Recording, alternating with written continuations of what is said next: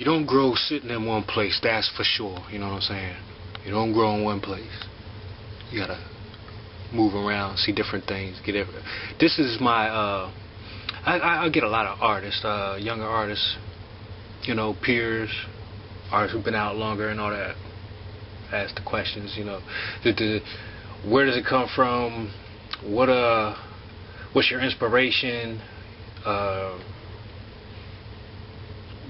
How long have you been doing this? You know, and anybody that asks me how long I've been doing this, I say jokingly, but seriously, forever and a day. I said I was doing this. I was drawing in my mother's room. Other people were kicking. I was drawing or whatever. And the other day, somebody asked that question, and I gave them the real. I told them, this is a talent from many lifetimes. I've been here since Atlantis, and the whole table got quiet. This shit was funny. I was in Starbucks and shit. It was just no response to it, except for, like, you know, a little giggle, like, yeah, whatever. But I was dead serious, you know what I mean? And they knew that shit because of the way I said it. And it's true, you know. Where does it come from? I mean, it comes from a lot of places, a lot of talents that you have in this lifetime. You might have acquired in previous forms, the wisdom you might have, the perspective, you know, things like that, just carried over. Maybe you're here to do the shit over or right something that you wronged or whatever. That's a little off the path. We'll get to that in another video or whatever. But how did you get so good? You know, practice. First of all, practice. It's just endless. You know, with the technical skill, that's just like working out a muscle, and just you keep getting it until you're comfortable with light strokes, dark strokes, different paints. You know, it's just getting comfortable. But the image or the subject matter itself comes from a lot of loss. I think that's the best word, or the apparent loss. The apparent loss. When I went to Georgia, I was homeless for like 6 months, right? Homegirl, you know, kind of threw me to the curb on some other shit. You know, I didn't feel no way about it because, you know, I know I was a little bit of a dickhead back then, but I was doing my best, you know what I mean? And it hit me as a shot because I was picking up my steam, and, you know, the money was flowing and everybody was getting theirs and everything, and poof, you know, it gets taken out. And I didn't want to go back to my cousin. I didn't want to burden them. I didn't want to go backwards. So there's this place in the woods around that area I used to visit, and I found this little farm, this old piece of a farm structure, I guess, you know, where you would put like horses and pigs and shit, and it had an upstairs that looked like a studio, you know, you might store hay or some shit up in there, right? And I used to visit there. I used to, you know, meditate. It was broken down, leaning to the side. The trees and vines were holding it up. It had holes in the roof and everything. But I ended up deciding, instead of going somewhere, that I was going to go live in the woods until I figured shit out. And that's what I did for 6 months, from May to about October. I lived in this little barn upstairs in a little makeshift tent. I had $30 to my name at the time, so I went over to the dollar store and got some, what I thought I would need, you know what I mean? I got a big pot that you would put plants in to put water in, you know, so I could wash my clothes and wash my ass and shit like that, you know what I mean? A little broom so I could, you know, keep the area clean. Regardless, I was going to treat it like it was a palace, you know what I'm saying? That was my mindset at the time. And I tell you, it was one of the best times of my life. You would not think so, because the first couple of nights were rough. You know, you got bugs flying around and shit. You're open in nature and everything. You got this little, you know, I took the plastic shower curtains and I made like a tent out of that shit with these sticks and shit that I found. And the point being, I learned a lot about my, you know, being resilient and what I was willing to accept and not accept and endure, and finding the beauty in different situations. And it was very beautiful. Very beautiful. One fact being, I wasn't surrounded by technology, you know, wires in the house and noise and things of that nature. I was clear about 150 yards from the nearest road. Anybody that lives in Decatur knows where that new QT is. It used to be right back in the corner of that place. You know, you come in and it sits right there, and in the back they got a little fence and this big mound, and right behind that mound is where it used to sit. So I was that far from the road, but it was covered with trees. You couldn't see in there, you couldn't hear, nothing. And it was the same way out. And getting to the place was a bitch. You know, prickers, thorns, trees and shit. But over time, just by doing it so much, I could get there in the pitch dark without a hitch. You know what I'm saying? It was like that kind of intuitiveness that came. The dreams were very clear. You know, there was no interference. I would take the battery out of my cell phone, but I would still draw. You know, and not having a lamp or a light, sometimes I would draw over candlelight. I used to take the candles from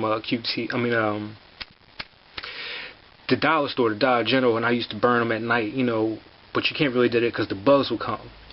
But when I had a project or something I had to finish, I would do this by candlelight. But it made me maximize my time also because of the daylight. You know what I mean? You might not have a candle one night or something, you know, until I figured out how to take just rope and take an old candle wax and melt it over that, so to speak, and have another candle. It was weird. You know, you just become very resilient. And that started to show up in my art. I would see things in my dreams. This was the first time I saw my daughter in a dream when my grandmother came. I talk about that a lot. And that it was out there that happened. And it was a little bit afterwards that I came up with Fancy, you know, and all that happened back there was real. That whole experience, everything was real. It just hadn't manifested. It was just the beginning of stuff, you know, the events taking place. But when I say I met deities and beings from other worlds, it's not a lie. I've met entities in my dreams who would tell me their name before I even read about them on the internet or ran across anybody who knew these, you know. And at this time I was studying the Mayan calendar.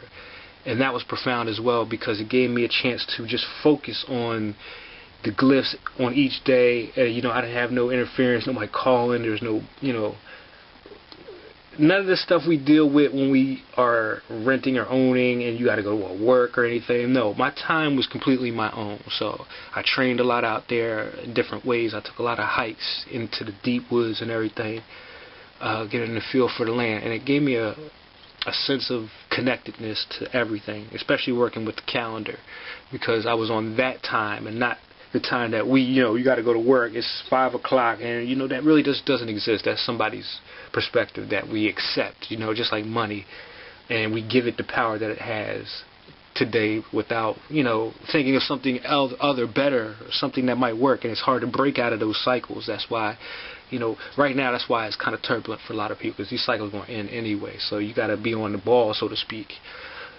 But yeah, homeless 6 months. Throughout the whole time, you know, I was bathing outside. I was, you know, taking shits outside, pissing outside. It was wild.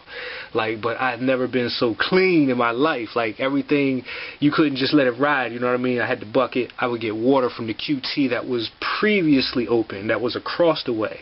People remember that. I used to go in there and fill up my water jugs with hot water and then just take them straight out there, do my bathing and all that. And, you know, air dry. It was hot. But it was kind of like this place right here. You know, it had this side, it had this curvature here, and it had another side to it. You know what I'm saying? Just like this. But that wall, completely open. This wall, completely open. There was just nothing there. You know what I'm saying? It's amazing how this thing was even standing. So my tent was just a little bit inside, and anytime it rained, anytime, any kind of weather or any conditions, the extreme heat, there ain't no AC. You know what I'm saying? There, you had to sweat it out. You be in that tent burning up like 150 degrees, man. You have the rain coming through the holes, you know what I mean? And you could sometimes, I was far away enough where I wouldn't get wet, but I could feel like the mist and all that. But it's something, you know, it made me experience what maybe our ancestors would when they were in the wild, or, you know, just living off the land. You know, it was a great experience in that aspect. So during this time, this is when I did my first comic book, and I did it outside mostly. The Cater Library was right across the street. I would go in there. I would make use of the internet for my business, and, you know, I still had things going. I was still making money. I was in a pretty good relationship with a very, you know, a very profound and influential partner at that time. Helped show me a lot of things, and we had a lot of love. We had a lot of fun. You know what I mean? It was weird to have all that happen while I was homeless. You know. When I first went out there, I found a sign covered up in all this junk. You know, some realtor or whoever must have just left it out there, and it said, "Dream homes exist." And as soon as I took residence in there, I put that sign up to remind me every day, it's not what you see with these eyes, really. It's how you perceive it with your mind, you know. And I grew to appreciate that place so much that I didn't want to leave. The only reason I left is because it was getting cold, and I couldn't really build the fires that I want to. I was out there building fire. I was doing all kinds of, you know, in the woods kind of shit.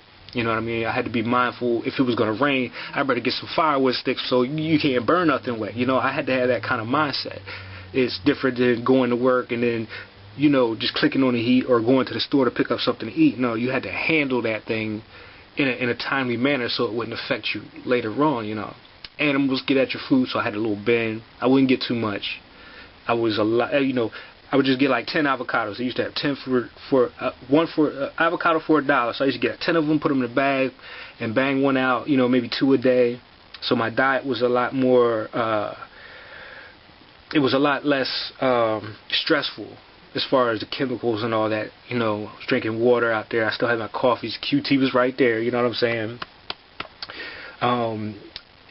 Wasn't really big. I might smoke a joint or something like every 4 or 5 weeks or some shit, but for the main part, you were just focused on what your surroundings were, and it was very much illegal to be out there. I'll put that out there. It's very much, they had a sign up there before you came into the woods, which would say, you know, trespassing, prosecutors, all that good stuff. You know, you violate, you go get prosecuted. And I remember one time I was sleeping, and I heard someone come downstairs. And at that time, there was a ladder that used to get you from the bottom floor to the top floor. I took it out because I didn't want anybody just having free range. I had all my shit out there. You know, I had my artwork out there, my clothes, everything I owned was on that top floor. It wasn't much, but it's all that I had. And to protect that from anybody who might just happen to find this place. It's funny how nobody really goes into the woods like that, because I've only had maybe 2 encounters out there with somebody actually coming out there, and there'd be the police making sure nobody was living there. So the first time I heard it, and I was sleeping in the tent, and I just froze. I was just like, just be calm. And I heard him right beneath me and shit. He was checking out the things, and the thing that really saved it was in the bottom part of this little structure. To the back, there's like these 3 sections on each side for whatever was going on. In the back one, on my right side, there was a family of vultures. She had just given birth to 2 baby vultures. So he went in there and started playing around with them. They started flapping, so I guess that was a distraction for him to just keep on moving. He throws a rock up. Boom, boom, almost hits the tent. Figures nobody's up there. Nobody said nothing. Nobody got hit. I didn't say nothing. He walks out. And that was pretty much the last time. There was another time that somebody came out there, but I wasn't there. And nothing was touched, nothing was taken. It was like there was a protection around that whole place. It was very spiritual, you know what I mean? Clean shaven. I had the batteries for the little, you know what I'm saying, little clippers I had, you know. Still kept up with the grooming and everything. It wasn't looking all wild. I hand washed all my clothes and put a little clothesline up there. And towards the end of the summer, when the baby vultures were learning to fly, they would come up to the top floor, right? And there was one in particular. I named him Oscar, you know, because you out there, you ain't got nothing to really, nobody to talk to like that. So you start talking to nature, like you start communicating on another level. But Oscar used to come up and he used to peck at the tent. He used to try to pull my clothes down off the line. He was very curious. His sister wouldn't. And I don't know how I knew, but I knew that he was the male and she was the female as far as the siblings. But the mother used to sit right on the edge and watch everything. Like this, she was huge. They were all huge, but she was a monster as far as the size. If you ever seen a vulture close up, and she really didn't mind too much. I didn't mind too much. It was a very weird relationship that most people would be like, "What the?" Never in my life would I. But you know, that's part of who I am anyway. I needed to experience something like that. How does that translate into art? Oh my goodness. it's a new perspective. It's not what is presented to you on a daily basis. It's something totally. Or on the flip side, you know, on the yin side, the spiritual side of things, where you trust in what's not being focused on, you know, the events outside of the norm, you know, the cycles of nature, how all that relates to us in the universe and how everything moves. It was just a culmination of all that. Very, very profound understanding and insights. I would see crazy shit out there. Fire red turtles. I had a snake long as a damn truck just cross, a poisonous one. I didn't even know it. Just slid right by. Then, you know, but the thing about it, it was the vibration. You know, when you're in that environment, your vibration changes. You're not so wound up. You know, you're accountable for your well-being, but you don't have deadlines for things now. You know what I'm saying? Except for your work. You don't have people in other situations that you have to focus on. It's just you and whatever situation you're dealing with, which was the nature of that land. You know, Georgia's a very spiritual place anyway. That whole place was very spiritual, just the land itself. Beautiful. Deer. I'm not saying it was easy. It was damn sure not easy. You know what I mean? Very good physically because of all the labor I had to do manually. You know what I'm saying? Washing your clothes by hand. You know, you get your wrist muscles going. Just climbing up to the top day in and day out with a heavy ass bag, because I used to take all my artwork with me wherever I went, just so it wouldn't be left up there. You know, I had to take all of that shit in a bag and then climb up and down. You know, these beams and shit. So I was really good shape. I was very good shape at the time. Meditation, you know, there's nothing for you to do. There's no distract, no TV, no radio. I did manage to buy a radio down at 5 Points from this other homeless guy at the time. He had this radio. I guess he had stole his crackhead. He sold it to me for $5. So I went over to the dollar store, got batteries, and I was playing all the old tapes for the beats and the rhymes that me and my peoples used to do back in the day. And that was like you know, you appreciate that shit so much, you know what I mean, as opposed to just turning on you know, hitting a button and stuff like that, and not having to worry about batteries and plugging into the wall and things. It just gives you a deeper appreciation for your life and the things that you're given. But I do have a picture of that on my Facebook. You'll see where you know, the house, the outside, the inside. If you ever look on there, I might leave it up after this video just so people can see that if they decide to go to the page. You know what I'm saying? Just to see what it looked like, you know what I mean? But yeah, that as an artist, it transformed everything I did, because everything I did became more spiritual, had a lot more meaning on top of it. It was like being, well, I'm not going to say it was being a medium between the worlds. That's when I did the Daykeepers, when I visually translated the glyphs with the help of my teachers, Wanique and Offset, who were teaching it down at 7 Under at the time. You know what I mean? I was doing all kinds of stuff. I was everywhere. I never went without. You know, there was always a way for me to get food. There was always a way for me to get around. I was never without. It was wild like that. It's just like I was always presented with opportunities, keeping that positive mind state and being so in tune with the nature that, you know, you get clearer. You pick up so much energy being in this modern world, different things around you, and you don't even know you carry it. But when you have a place like that, that solitude that you go to every day, every night that you sleep in, you know, you start to get a clearer sense of things. So experiences that may seem painful, detrimental, like fucked up, basically, are the things that helped elevate the value in my work. I started to see the value in my work a lot more.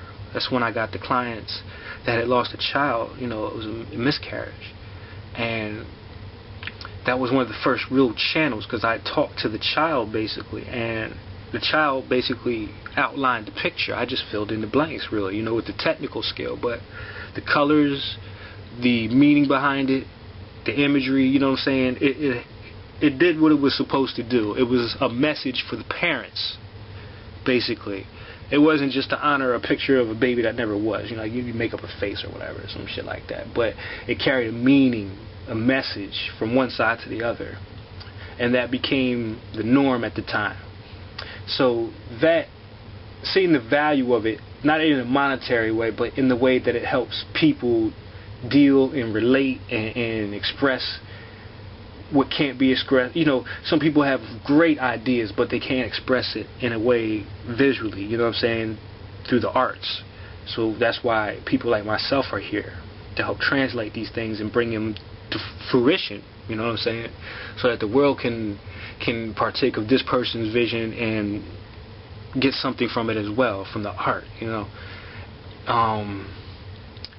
But yeah, that's just one situation, but I thought I'd share that because people think what they want to think, of course, but they never see what really goes on. Nobody but like a friend of mine, Norm, you know what I'm saying, my man Norm helped me out so much. Thank you very much for that. I'm always grateful for that. Was like one of two people that knew I was even out there. Nobody knew. My teachers knew, but we were on another level, so it was no big deal, you know what I'm saying. But nobody knew I was out there. You couldn't tell the difference if you saw me on the street that I was homeless. I had found a home, you know, and that's when I came to realize the earth, the whole world is my home. How do I deal with what's presented to me is where who you are comes to the forefront. How you perceive things comes to the forefront. How are you going to deal with it? Is it a positive? Do you see it as a negative? Setback, or, you know, a step forward?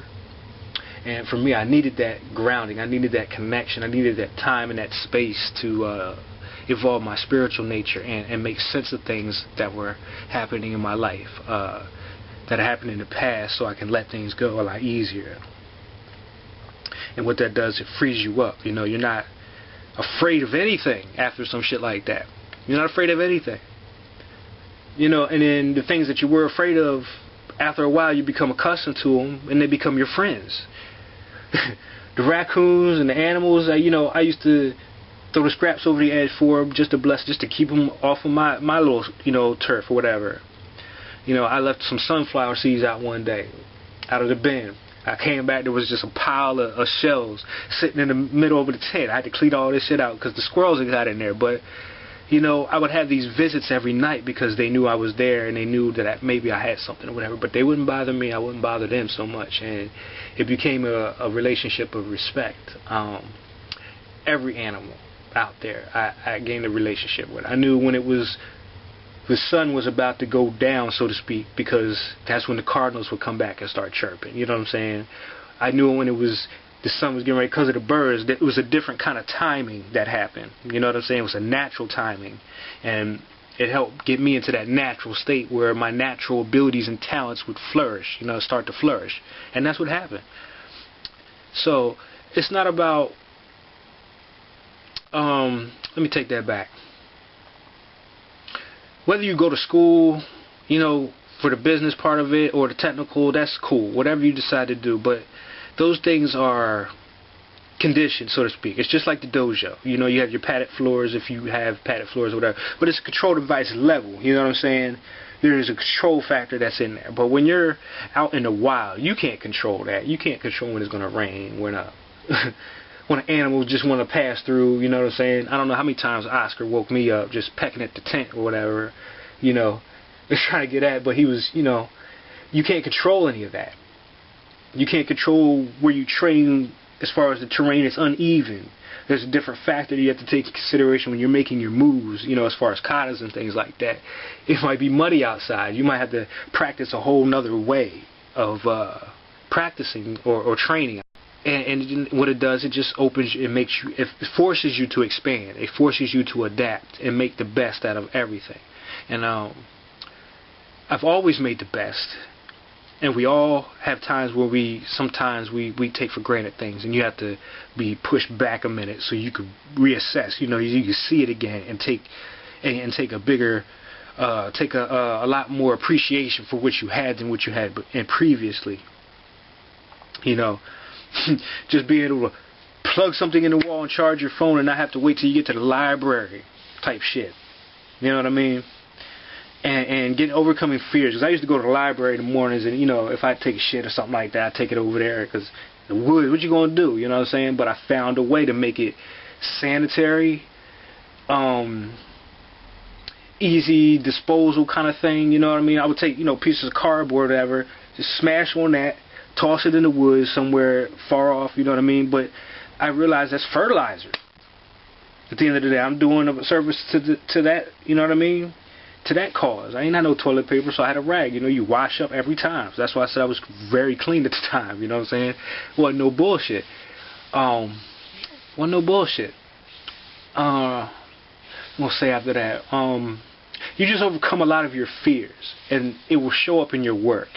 Your work is a direct representation of what you've been through, I think. That's how I feel personally. That's how I think and I feel. It's a representation of what you've been through, your experiences, the heartbreaks, like I said, the pain, the turmoil, and your willingness to overcome that and excel. Not let anything stop you. It shows up in your work, your attention to detail, your understanding of colors, and not so much be tied to the outcome of things, but to be in the process and enjoy the process as it unfolds, you know what I'm saying? Stroke by stroke. Don't worry about the end, that stroke looks beautiful, that stroke looks beautiful, and then sitting back and then allowing it to marinate and then coming back to it and be like, okay, I see it now due to the colors. All I have to do is turn it around. You get a patience with your work and with yourself. That's it, for this time, for this video. I just want to put that out there, as far as how I've expanded personally, you know what I mean? You got to use personal experience to tell people, and it's not always the easiest thing, because who cares? I don't care how people look at me. Nobody's doing nothing for me. I don't care. I don't care if they're doing something for me, you know what I mean? But those people understand what I've been through anyway, so it don't really matter. It don't really matter, you know what I'm saying? But so what? When you look around, there's always going to be someone worse off than you as far as situations. You know what I'm saying? There's always going to be people who are going through something a little bit heavier than yours. Just like in martial arts, there's always going to be somebody out there that's going to whoop your ass. You know what I mean? It might be the one person that everybody else beats up on, but this one person got your number kind of thing. It's happened. You know what I mean? It's a humbling experience. It brings you back down, and it shows you a bit of yourself.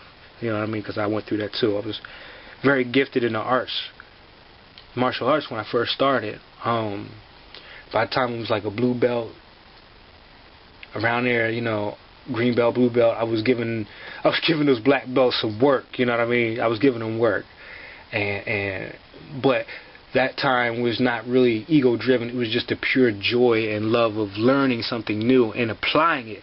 That's the thing, applying it and seeing it in such a way, and then learning different processes of letting go of expectations when you fight. You know what I mean? You just allow the flow to happen, and then that's when the magic happens. So that would be my advice. You got to let go of the control of things, of how things are going to turn out, situations, a piece of work. You know what I mean? And trust that what you're doing, if you can trust that what you're doing is the right thing and that you're on your path and you're fulfilling your purpose, even if not totally, but partially, you're getting there, then the universe opens up to you and it blesses you with endless opportunities. Like I said, like I had no wants.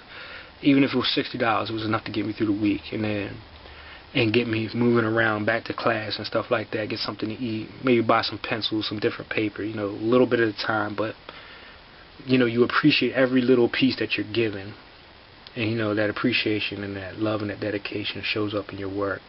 And this is what makes it valuable, not just to you, but how it affects others. That's the most important part, really. Because your purpose is not meant for just you. It's meant to serve a higher purpose. It's meant to serve the world. So for any artists out there just beginning, or you're in that middle phase, or that little void, it's like, what is your art meant to do for the world? What is it meant to do for everybody, not just you? What is it supposed to?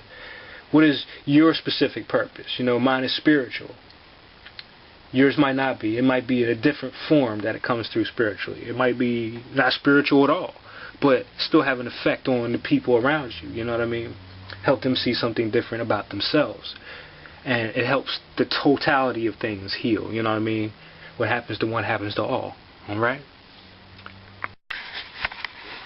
Is this on? Yep. What I mean by having faith, like even with these videos, this is something new to me, you know, so you're going to have to forgive the editing and all that. It's going to be gaps, all that other stuff, but it's a process that I learn as I go.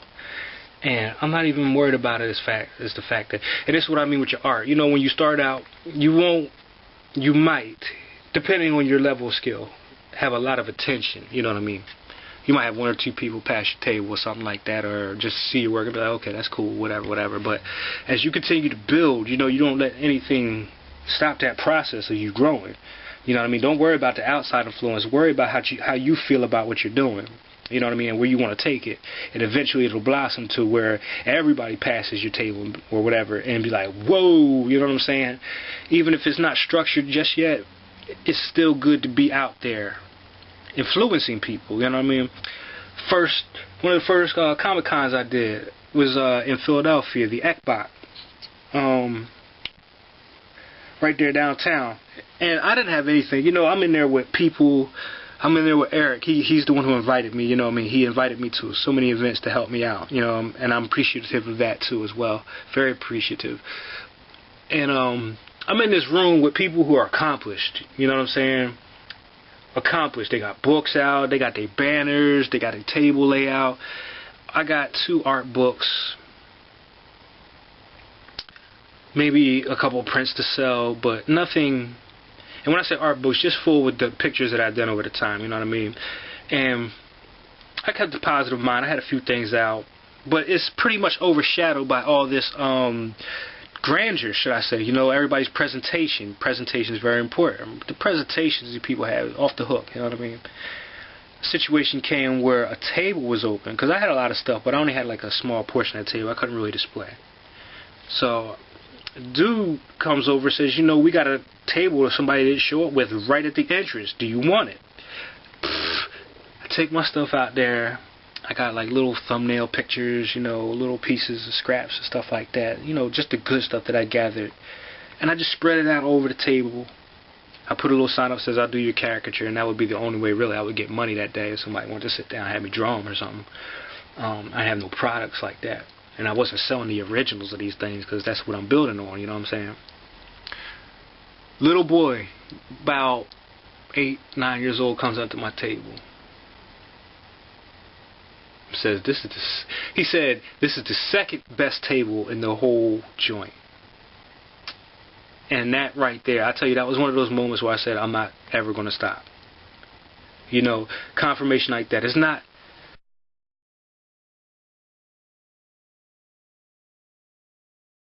something very organized. It's the common. I don't want to say common. It's the regular people who participate to these events that said it, and that meant more than anything, because you know a person who can't do a certain thing will appreciate someone who can. It's like that. Like there's things that I cannot do that I see other people do that I'm like, God, you know, that's amazing. There's something I don't think I could do to that extent. Even if I tried, even if I wanted to go down that route, it might be something I don't even want to touch. But just the fact that somebody has mastered it and done it is amazing to me. You know what I'm saying? That's an appreciation that, you know, it's different than the appreciation where you have a peer or something there. You know what I'm saying? Or something that you do similar, I should say. But he said it's the second best table in here. And I was wondering who the first was. You know, I didn't really get into that, but that struck me, you know what I mean? And I had a lot of people come up to me that day and just appreciate the work. And I know what the process was of getting there. Because the process of getting there was giving up a full-time, part-time job just to focus on that, you know what I mean? Because that stuff used to just detract from everything. I would come home too tired to draw, maybe get one picture done every 4 or 5 days, 2 weeks, you know what I mean? And I decided to just focus on my talent, which would reveal my gift, the true gift behind it, you know what I mean? So money was tight. I couldn't do the things I used to do. I didn't have no car. You know, your peoples was always on you. Why don't you do this? Why don't you do that? Why don't you do it like everybody else? And I'm not everybody else. You know what I mean? I'm here. I'm me. I'm who I came to be. And that's what I'm going to follow. So there's a lot that goes into being an influential artist. You know what I'm saying? I'm not saying that I do it better than anybody else, but I have my share. You know what I mean? And I do it in a way where people can grow from what I do. And that's the influence that I value. I appreciate that. The response that I get from other people, other artists, you know what I mean? It means more than the money. It means more than anything, because it's outside of this little planet of ours. Money don't mean shit. It's all about vibrations. So the vibrations you set here is just like the ripple effect when you throw a rock in a pond or something. It ripples out into the universe. You know what I mean? Whatever. However you want to define that for yourself. You know what I mean?